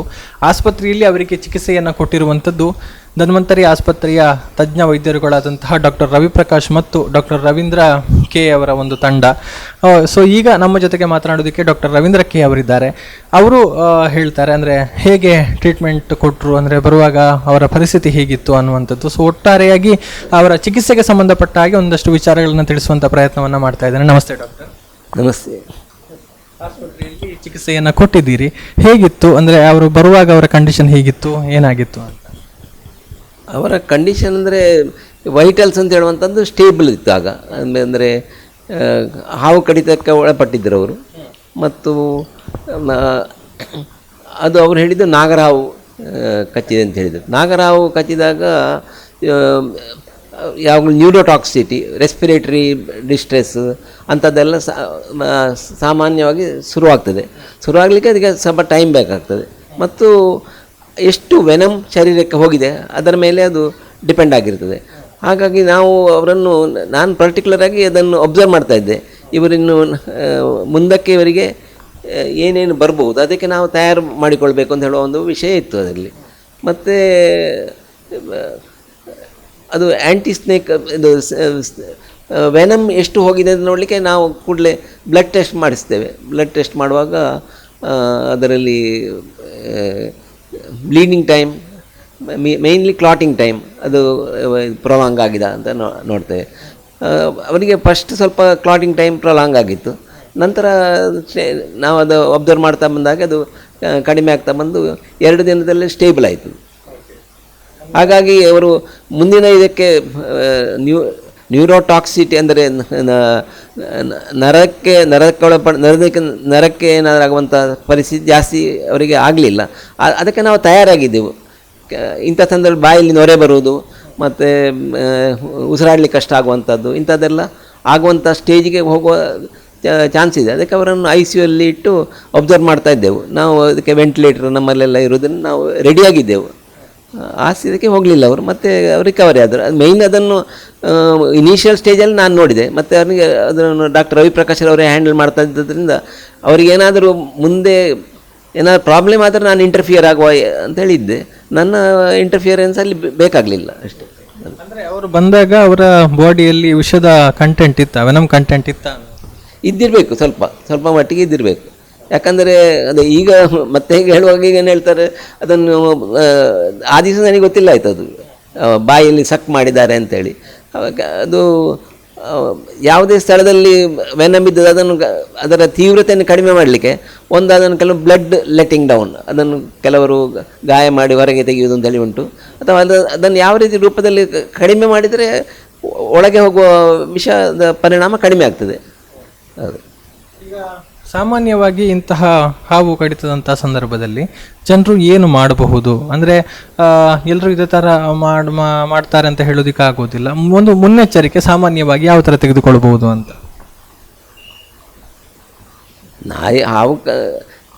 ಹಾವು ಕಡಿದಾಗ ಜಾಗ್ರತೆ ಮಾಡೋದೇ ಮುಖ್ಯ ಅದರಲ್ಲಿ. ಮತ್ತು ಕಡಿದ ಮೇಲೆ ಮತ್ತು ಅದು ಅದರ ತೀವ್ರತೆ ಎಷ್ಟೇ ಉಂಟು ಅಂತೇಳಿ ಗೊತ್ತಾಗಲಿಕ್ಕೆ ಇಮಿಡಿಯೇಟ್ ಡಾಕ್ಟರನ್ನು ಸಂಪರ್ಕ ಮಾಡೋದೇ ಒಳ್ಳೆಯದು. ಅಂದರೆ ಎಷ್ಟು ಅದು ಕ್ಲಾಟಿಂಗ್ ಟೈಮ್ ಡಿಲೇ ಆಗ್ತಾ ಉಂಟಾ, ಹಾಗೆ ಸಿವಿರಿಟಿ ಜಾಸ್ತಿ ಇದ್ದರೆ ಅದರಿಂದ ಮತ್ತು ಕಿಡ್ನಿಗೆ ಬೇರೆ ಇದಕ್ಕೆಲ್ಲ ಪ್ರಾಬ್ಲಮ್ ಆಗ್ತದೆ. ಯಾವುದಂದರೆ ಈ ವೈಪರ್ಸ್, ಅದರಲ್ಲಿ ಈ ನಾಗರ ಹಾವಿನಂಥದ್ದು ಅದು ನ್ಯೂರೋಟಾಕ್ಸಿಕ್, ರೆಸ್ಪಿರೇಟರಿ ಫೇಲ್ಯೂರ್ ಅಂಥದ್ದಾಗುವುದೇ ಜಾಸ್ತಿ. ಹಾಗೆ ಅದಕ್ಕೆ ರೆಸ್ಪಿರೇಟರಿ ಫೇಲ್ಯೂರ್ ಆಗುವಾಗ ಏನು ನಾವು ಕ್ರಮ ತಗೊಳ್ಬೇಕು, ಅದಕ್ಕೆ ಲಾಸ್ಟಿಗೆ ವೆಂಟಿಲೇಟರ್ ಬೇಕಾಗ್ತದೆ. ಅಂಥದ್ದಕ್ಕೆ ನಾವು ಅಂಥ ವ್ಯವಸ್ಥಿತದಲ್ಲಿಗೆ ಶಿಫ್ಟ್ ಮಾಡಲಿಕ್ಕೆ ನೋಡಬೇಕು. ಅಂತೂ ಇದರ ಜ್ಞಾನ ಇರೋ ಡಾಕ್ಟ್ರು ಅಬ್ಸರ್ವ್ ಮಾಡ್ತಾ ಇರೋದು ಒಳ್ಳೆಯದು ಫಸ್ಟಿಗೆ. ಹೌದು. ಈಗ ಇದರ ಎಫೆಕ್ಟ್ ಅಂತ ಹೇಳಿದರೆ, ಒಂದು ಬಾರಿ ಈ ಥರ ಹಾವು ಕಡಿತಕ್ಕೆ ಒಳಗಾಗಿ ವಿಷ ಇಂಜೆಕ್ಟ್ ಆಗಿಬಿಟ್ಟು ಅಂದರೆ ದೇಹದಲ್ಲಿ ಸೇರಿಕೊಂಡಿದ್ರೆ ಅದರ ಒಂದು ಪರಿಣಾಮಗಳು ಅದು ಮುಂದಕ್ಕೂ ಮತ್ತೆ ಪರಿಣಾಮ ಬೀರುವಂಥ ಸಾಧ್ಯತೆಗಳಿರುತ್ತೆ, ಅಥವಾ ಅದು ಒಂದೇ ಸಲಕ್ಕೆ ಕ್ಯೂರ್ ಆಗಿಬಿಡ್ತದೆ? ಅದನ್ನು ನ್ಯೂಟ್ರಲೈಸ್ ಮಾಡಿದರೆ ಮತ್ತು ಗುಣ ಆಗ್ತದೆ. ಅದು ಈ ವೆನಮಿನ ಅದನ್ನು ನ್ಯೂಟ್ರಲೈಸ್ ಮಾಡಿ ಆದರೆ ಮತ್ತು ಅದು ಗುಣ ಆಗ್ತದೆ. ಅದಕ್ಕೆ ಕೆಲವು ದಿನಗಳು ಬೇಕಾಗ್ಬೋದು ಅಷ್ಟೇ, ಸಮಯವೇ ಅದರ ಮುಖ್ಯವಾಗಿರೋದು. ಈಗ ಈ ಮಮತಾ ರೈ ಅವರ ಕೇಸಲ್ಲಿ ಅವರು ಸಂಪೂರ್ಣವಾಗಿ ಗುಣಮುಖರಾಗಿದ್ದಾರೆ 4 ದಿನದಲ್ಲಿ. ಹೌದು, ಗುಣ ಆಗಿದ್ದಾರೆ ಅವರು. ಥ್ಯಾಂಕ್ ಯು ಡಾಕ್ಟರ್, ಒಂದಷ್ಟು ವಿಚಾರಗಳನ್ನ ತಿಳಿಸಿಕೊಟ್ಟು ಧನ್ಯವಾದಗಳು. ಇನ್ನೂ ಇದೇ ಒಂದು ವಿಚಾರಕ್ಕೆ ಸಂಬಂಧಪಟ್ಟ ಹಾಗೆ ನಮಗೆ ಇನ್ನೊಂದಷ್ಟು ಹೆಚ್ಚಿನ ಜ್ಞಾನ ಅಗತ್ಯ ಅನ್ನುವಂಥದ್ದನ್ನು ಮನಗಂಡು ಈಗ ನಾವು ಕಳೆದ 40 ವರ್ಷಗಳಿಂದ ಪುತ್ತೂರಿನಲ್ಲಿ ವಿಶೇಷವಾಗಿ ಈ ಒಂದು ಉರಗಗಳ ಬಗ್ಗೆ ಪರಿಣತಿಯನ್ನು ಹೊಂದಿದ್ದು ಅದರ ಬಗ್ಗೆ ಅಧ್ಯಯನವನ್ನು ಮಾಡಿಕೊಂಡು ಮಾತ್ರ ಅಲ್ಲ, ಹಾವು ಕಚ್ಚಿದವರಿಗೆ ಚಿಕಿತ್ಸೆಯನ್ನು ಕೂಡ ಕೊಡ್ತಾ ಬಂದಿರುವಂತಹ ಡಾಕ್ಟರ್ ರವೀಂದ್ರನಾಥ ಐತಾಳ್ ಅವರ ಬಳಿಗೆ ಬಂದಿದ್ದೇವೆ. ಯಾಕೆಂತ ಹೇಳಿದರೆ ಇಂತಹ ಸಂದರ್ಭದಲ್ಲಿ ಈ ರೀತಿ ಮಾಡೋದು ಸರಿಯಾ ಅನ್ನುವಂಥ ಒಂದು ಪ್ರಶ್ನೆ ಕೂಡ ಒಂದು ಕಡೆಯಲ್ಲಿ ಉದ್ಭವವಾದರೆ, ಈ ರೀತಿಯ ಒಂದು ಚಿಕಿತ್ಸಾ ಪದ್ಧತಿ ಇದೆಯಾ, ಅಂದರೆ ಈ ರೀತಿ ಒಂದು ದೇಹಕ್ಕೆ ಸೇರಿದ ವಿಷವನ್ನು ಹೊರಗಡೆ ಹಾಕೋದಕ್ಕೆ ಸಾಧ್ಯ ಇದೆಯಾ ಅನ್ನುವಂಥ ಒಂದು ಪ್ರಶ್ನೆ ಕೂಡ ಈಗ ಸ್ವಲ್ಪ ಚರ್ಚೆಗೆ ಗ್ರಾಸವಾಗ್ತಾ ಇದೆ. ಈ ಹಿನ್ನೆಲೆಯಲ್ಲಿ ಒಟ್ಟಾರೆಯಾಗಿ ಸಮಗ್ರವಾದ ಮಾಹಿತಿಯನ್ನು ಡಾಕ್ಟರ್ ರವೀಂದ್ರನಾಥ್ ಐತಾಳ್ ಅವರಿಂದಲೇ ತಿಳಿಯುವಂಥ ಒಂದು ಪ್ರಯತ್ನವನ್ನು ನಾವು ಮಾಡ್ತಾ ಇರುವಂಥದ್ದು. ಸೊ ಅವರಿಂದ ಕೇಳಿ ತಿಳಿಯೋಣ. ಡಾಕ್ಟರ್ ನಮಸ್ತೆ. ನಮಸ್ತೆ. ಬಹುಶಃ ಈ ಒಂದು ಘಟನೆ ತಮ್ಮ ಅರಿವಿಗೆ ಬಂದಿರಬಹುದು. ಬಹುಶಃ ಆ ಸಂದರ್ಭದಲ್ಲಿ ಆ ಬಾಲಕಿ ಅಥವಾ ಯುವತಿ ತನ್ನ ತಾಯಿಯ ಮೇಲಿನ ಪ್ರೀತಿಯಿಂದ ಆ ಒಂದು ಸಮಯ ಪ್ರಜ್ಞೆಯನ್ನು ಮೆರೆದು ಒಂದು ರಕ್ತವನ್ನು ಹೀರಿ ವಿಷಯವನ್ನು ಹೊರಹಾಕಿದ್ದಾರೆ ಅನ್ನುವಂಥ ಮಾಹಿತಿ. ಬಳಿಕ ಆಸ್ಪತ್ರೆಗೆ ದಾಖಲಾಗಿ ಚಿಕಿತ್ಸೆಯನ್ನು ಪಡೆದಿದ್ದಾರೆ. ಈ ಘಟನೆಯನ್ನು ನೋಡಿದಂಥ ತಾವು ಏನು ಹೇಳ್ತೀರಿ ಅಂತ? ಫಸ್ಟ್ ಆಫ್ ಆಲು ತಾಯಿಗೆ ಯುವತಿಗೆ ಧನ್ಯವಾದ ಹೇಳಬೇಕು. ಯಾಕಂದರೆ ಆ ಯುವತಿಗೆ ತಾಯಿ ಮೇಲಿರುವ ಪ್ರೀತಿ, ತಾಯಿಗೆ ಮಗಳ ಮೇಲಿರುವ ಪ್ರೀತಿ, ಮಗಳಿಗೆ ತಾಯಿಯನ್ನು ಉಳಿಸ್ಕೊಳ್ಬೇಕನ್ನುವ ಒಂದು ಇದರಿಂದ ಯಾವುದೋ ಪಿಕ್ಚರಲ್ಲಿ ನೋಡಿದಂಥ ಒಂದು ಇದನ್ನು ಅಥವಾ ಯಾರೋ ಹೇಳಿದ್ದನ್ನು ಕೇಳಿಕೊಂಡು ಅವಳು ಸಕ್ಕು ಮಾಡಿರುವಂಥ ನಿಜವಾಗಿ ಗ್ರೇಟು, ಮೆಚ್ಚತಕ್ಕಂಥ ವಿಷಯ. ಆದರೆ ಅದರಲ್ಲಿ ಎಷ್ಟು ವಿಷ ಹೋಗಿದೆ ಇಲ್ಲೋ ಅನ್ನೋದು ಒಂದು ಕ್ವಶನ್ನು. ಅದರ ಬಗ್ಗೆ ನಾನು ಮಾಹಿತಿ ಕೊಡ್ತೇನೆ. ಅವಳು ಮಾಡಿದ್ದು ಒಳ್ಳೆಯ ಕೆಲಸ. ಯಾಕಂದರೆ ಯಾವತ್ತೇ ಆಗಲಿ ವಿಷ ಇಲ್ಲದಿದ್ದರೂ ಕೂಡ ಅವರು ಮಾನಸಿಕ ಹೆದರಿದಲ್ಲೂ ಕೂಡ ಆ ರೀತಿ ಒಂದು ಮಾಡಿದಾಗ ಒಂದು ಧೈರ್ಯ ಬರುತ್ತೆ ಅವರಿಗೆ. ಇನ್ನೇನಾಗೋದಿಲ್ಲ ಮಗಳು ವಿಷ ತೆಗೆದ್ಲು ಅಂತ. ಆದರೆ ಮನೇಲಿ ಕೂತ್ಕೊಳ್ದೆ ಹೋದ್ದು ಇನ್ನೂ ಗ್ರೇಟ್. ಅವರು ನಿಜವಾಗಿ ಮನೇಲಿ ಕೂತ್ರೆ ಬೇರೆ ತೊಂದರೆ ಆಗ್ತಿತ್ತೇನೋ ಗೊತ್ತಿಲ್ಲ. ಬಟ್ ಅಲ್ಲಿ ಆಯುರ್ವೇದಿಕ್ ಮೆಥಡಲ್ಲಿ ಹೇಗೆ ಅಂತ ಹೇಳಿದರೆ, ವಿಷ ಚಿಕಿತ್ಸೆ ಗ್ರಂಥವೇ ಇದೆ, ತೂವನಿಲವ ಗ್ರಂಥ ಇದೆ, ಅಗದ ತಂತ್ರ ಅಂತ ಇದೆ. ಅದೆಲ್ಲ ಫಸ್ಟ್ ಏಡ್ ಹೇಗೆ ಅಂತ ಹೇಳಿದರೆ, ಅಲ್ಲದೆ ನಾನು 40 ವರ್ಷದಲ್ಲಿ ಬೇಕಷ್ಟು ಶಾಲೆ ಸಂಘ ಸಂಸ್ಥೆಯಲ್ಲಿ ಈ ಫಸ್ಟ್ ಏಡ್ ಬಗ್ಗೆ ಹೇಳಿದ್ದೇನೆ. ಅಲ್ಲದೆ ಅದು ಒಳ್ಳೆಯ ಸಕ್ಸಸ್ಸು ಆಗಿದೆ. ಹೇಗೆಂದರೆ ಹಾವು ಕಚ್ಚಿದ ತಕ್ಷಣ ಓಡಬಾರ್ದು, ಹಾಗಂತೇಳಿ ನಡಿಬಾರ್ದು ಅಂತಲ್ಲ, ನಿಧಾನಕ್ಕೆ ಹೋಗ್ಬೋದು. ಆದರೆ ಕಚ್ಚಿದ 2 ನಿಮಿಷದ ಒಳಗೆ ಕಚ್ಚಿದ ಭಾಗದ 2 ಇಂಚು ಮೇಲೆ ಒಂದು ಹದವಾಗಿ ಕಟ್ಟನ್ನು ಹಾಕಬೇಕು. ಇಲ್ಲೊಂದು ಕ್ವಶನು, ಕಟ್ಟು ಹಾಕ್ಲಿಕ್ಕೆ ಹಗ್ಗ ಎಲ್ಲಿ ಸಿಗುತ್ತೆ? ಹಗ್ಗ ಹುಡುಕ್ಲಿಕ್ಕೆ ಹೋಗಬೇಡಿ. ನೀವು ಉಟ್ಟ ಬಟ್ಟೆ ಏನಾದರೂ ಇತ್ತು, ಹೊಸ ಬಟ್ಟೆಯನ್ನು ನೋಡಬೇಡಿ, ಕರ್ಚಿಪ ಅದನ್ನೇ ಹರಿದು ಬಿಟ್ಟು ಕಚ್ಚಿದ ಜಾಗದ 2 ಇಂಚು ಮೇಲೆ ಹದವಾಗಿ ಒಂದು ಕಟ್ಟನ್ನು ಹಾಕಬೇಕು. ತುಂಬ ಟೈಟ್ ಹಾಕಬಾರ್ದು. ಇದು 2 ನಿಮಿಷದೊಳಗೆ. ಹೀಗೆ ಮಾಡಿದ ತಕ್ಷಣ ಅಲ್ಲಿ ನೀರು ಹತ್ತಿರ ಲಭ್ಯ ಇದ್ದರೆ, ಇನ್ನೊಬ್ಬನಿಗೆ ಹೀರಲಿಕ್ಕೆ ಅವನಿಗೂ ಧೈರ್ಯ ಇದ್ದರೆ, ಅವನ ಬಾಯಲ್ಲಿ ಬೇಕಷ್ಟು ಹುಣ್ಣುಗಳು ಏನು ಇಲ್ಲದೇ ಇದ್ದರೆ, ಅಂಥ ಸಂದರ್ಭದಲ್ಲಿ ಅವನು ಇವರಿಗೆ ಆಗೋದಿಲ್ಲ ಅಥವಾ ಇವರಿಗಾದರೂ ಹುಣ್ಣೆಲ್ಲ ಇಲ್ಲದಿದ್ದರೆ ಇವರೇ ಆ ಗಾಯಕ್ಕೆ ಬಾಯಿ ಹಾಕಿ ಸಕ್ಕು ಮಾಡಿ ರಕ್ತವನ್ನು ಹೀರಿ ಉಗುಳಿ ತಕ್ಷಣವೇ ನೀರಲ್ಲಿ ಬಾಯಿ ಮುಕ್ಕಳಿಸ್ಬೇಕು. ಈ ಹೀರುವ ಮೊದಲು ಗಾಯವನ್ನು ಫಸ್ಟ್ ವಾಶ್ ಮಾಡ್ಕೊಳ್ಬೇಕು. ಯಾಕಂದರೆ ಕೆಲವೊಮ್ಮೆ ಬೈಟ್ ಮಾಡಿದಾಗ ವಿಷ ಕಂಪ್ಲೀಟ್ ಒಳಗೆ ಹೋಗಿರುವುದಿಲ್ಲ, ಸ್ವಲ್ಪ ಹೊರಗಡೆ ಇರುತ್ತೆ. ಅಂದರೆ ಫಸ್ಟು ಕಚ್ಚಿದ 2 ನಿಮಿಷದೊಳಗೆ 2 ಇಂಚು ಮೇಲೆ ಒಂದು ಕಟ್ಟು ಹಾಕಿ ಗಾಯವನ್ನು ನೀರಲ್ಲಿ ವಾಶ್ ಮಾಡಿ, ನೀರಿದ್ದರೆ ಆಮೇಲೆ ಬಾಯಿಂದ ಸಕ್ಕು ಮಾಡಿ ಉಗುಳಿ ನೀರಲ್ಲಿ ವಾಶ್ ಮಾಡಬೇಕು. ಹೀಗೆ 2-3 ಸಲ ಸಕ್ ಮಾಡಿ ವಾಶ್ ಮಾಡಿದ ಮೇಲೆ 1 ಸೆಕೆಂಡು ಕಟ್ಟನ್ನು ಲೂಸ್ ಮಾಡಬೇಕು. ಪುನಃ ಟೈಟ್ ಮಾಡಿ ಅದಕ್ಕೆ ಮೇಲೆ ಫ್ಲೋ ಬರಲಿ. ಪುನಃ ಹಾಗೆ ಒಂದು 3-4 ಸಲ ಈ ರೀತಿ ಸಕ್ ಮಾಡೋದು, ಉಗಿಯೋದು, ನೀರಲ್ಲಿ ಬಾಯಿ ಮುಕ್ಕಳಿಸೋದು, ಆಮೇಲೆ ಕಟ್ಟನ್ನು ಹದವಾಗಿ ಹಾಕಬೇಕು. ಇದು ಕೇವಲ ಪ್ರಥಮ ಚಿಕಿತ್ಸೆ. ಇದರಿಂದಲೇ ವಿಷ ಕಂಪ್ಲೀಟ್ ಹೋಗೋದಿಲ್ಲ. ಸಾಮಾನ್ಯವಾಗಿ 30%ವರೆಗೆ ಆ ಮೇಲ್ಗಡೆ ಇರುವಂಥದ್ದು ತಕ್ಷಣ ಇರುವ ವಿಷ ಹೊರಗೆ ಹಾಕಲಿಕ್ಕಾಗತ್ತೆ. ಇದರಿಂದ ಆ ಹೀರಿದವನಿಗೆ ಕೂಡ ಏನು ತೊಂದರೆ ಆಗೋದಿಲ್ಲ. ಸಿನಿಮಾದಲ್ಲಿ ಮಾತ್ರ ಆ ಹೀರಿದವನು ಸಾಯುವುದೆಲ್ಲ ತೋರಿಸ್ತಾರೆ, ವಾಸ್ತವ ಏನಾಗೋದಿಲ್ಲ. ಯಾಕಂದರೆ ಇದೆಲ್ಲ ಪ್ರಾಕ್ಟಿಕಲ್ ನಾಲೆಜ್ ನಂದು. ಸೊ ಆಮೇಲೆ ತಕ್ಷಣ ವೈದ್ಯರಲ್ಲಿ ಹೋಗಬೇಕು. ಅದು ಅಲೋಪತಿ ಇರ್ಬೋದು, ಆಯುರ್ವೇದಿಕ್ ಇರ್ಬೋದು, ಯುನಾನಿ ಇರ್ಬೋದು, ಹೋಮಿಯೋಪತಿ ಇರ್ಬೋದು. ಅಂತೂ ತಜ್ಞ ವೈದ್ಯರಲ್ಲಿ ಹೋದರೆ ಖಂಡಿತ ಆ ವ್ಯಕ್ತಿ ಬದುಕ್ತಾನೆ.